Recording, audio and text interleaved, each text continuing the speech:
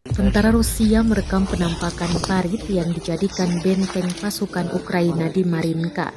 Saat menyambangi posisi lawannya, tentara Rusia mendapati reruntuhan bangunan pasca dihantam serangan. Rekamannya ramai beredar di Telegram pada Selasa 6 Desember 2022. Dalam keterangan unggahan disebutkan tentara Rusia menangkap posisi Ukraina di Marinka. Pasukan serang Rusia sedang memeriksa posisi yang diduduki di mana tentara angkatan bersenjata Ukraina yang terbunuh bercampur dengan reruntuhan.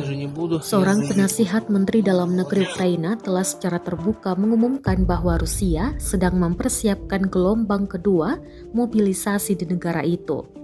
Rencananya adalah untuk menyusun 500.000 hingga 700.000 personel. Anton Geraschenko mengatakan ia menambahkan karena 300.000 yang asli direkrut kembali pada bulan September sudah terbunuh. Ada pula terluka hingga mengalami demoralisasi.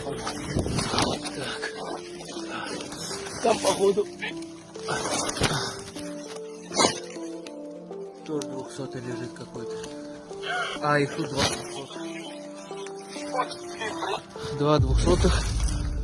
Вытаскивать я их, конечно же, не буду. Я заебусь, ребят. Минимум 2 200 тут, 1 200 за мной и 1 200 в другом блиндаже.